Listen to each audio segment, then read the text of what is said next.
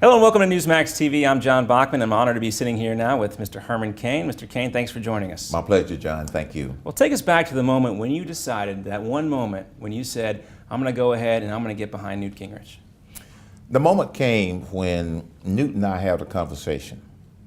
And to be honest with you, we've had at least one conversation over the past several weeks, at least once a week. And I presented to him a couple of weeks ago the idea that I aligned with all of his ideas, but I didn't think that his ideas for economic growth and jobs was strong enough. I said, you need to be bolder. And I said, I offer you 999. So he said he would think about it. We had a conversation as late as this morning when he indicated that he could embrace the idea. That doesn't say that he's going to be the cheerleader for it. That's my job.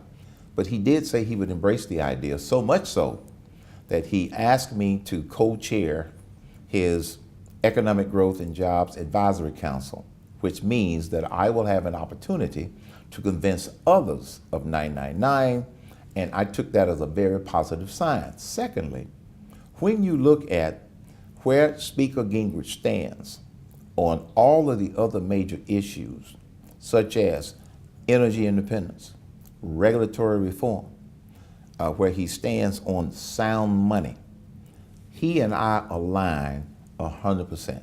So that was never a question as to where he stood on all of the other issues in terms of what my thoughts were. I wanted him to be stronger on replacing the tax code, and we had a conversation, and that sort of put us over the fence. Well, for all intents and purposes, this is down to a two-man race. Yes. You chose Newt Gingrich over Mitt Romney. Tell me why. He was more open to the 999 plan because the biggest domestic challenge we have is stimulating this economy. I don't happen to think Governor Romney's 59-point plan is going to do it. The main reason is it's not connecting with the American people. They don't even know what that's about. The American people want specific ideas that are going to address the problem. So that's one reason. Secondly, I like the fact that Speaker Gingrich is bold with his ideas, not generic. He talks about energy independence, made in America. He's bold and say he will sign authorization for the Keystone Pipeline. That's what you call bold, not dancing around being generic and political, the boldness of his thinking. Here's one of the other reasons that I made the decision to support Newt Gingrich. He has been in Congress for a long time. But the good news is he was out of Congress for a long time. That gave him an opportunity to clear his head, and he did.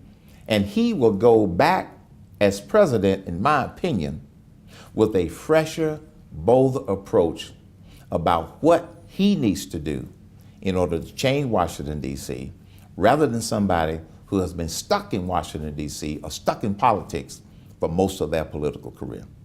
Now you're from Georgia, Newt's from Georgia. You remember back when he was in Congress. Yes. You were a businessman then. Tell me what kind of conservative values and conservative ideals you remember from Newt the congressman that you think will translate should he become President Gingrich. The biggest thing that I recall is when he was Speaker of the House, and he and I, along with a lot of other people, we fought Hillary care. I remember the first time I ever met Speaker Gingrich, and he was Speaker of the House. We sat down in his office for a 10-minute conversation, and we had never met before. He canceled 2 meetings to spend some more time with me because he understood where I was coming from, and he wanted to hear the businessman perspective. After that, I became very vocal against Hillary care. And so along with what they were doing in Congress, I, along with a lot of other people, were generating a massive grassroots response from the business community that helped us defeat Hillary care. But the one thing that impressed me the most is that when I had that initial conversation with him, it wasn't, let me do this because I should. He genuinely listened to my ideas and what I thought the business community wanted to do. A lot's been said. The number one priority for the entire Republican Party is to get President Obama out of the Oval Office. Right. Tell me why you think Newt Gingrich is the man to do that. The reason that I believe that Speaker Gingrich has the best chance of defeating Obama is because the distinction between Newt Gingrich's ideas and President Obama are the widest. When you look at Governor Romney, too many of his phrases and too many of the things he talks about are more moderate in the middle. That's too close. The American people need to see a wide, clear distinction between the two. And as Speaker Gingrich pointed out tonight, President Obama is going to be remembered as the president of food stamps.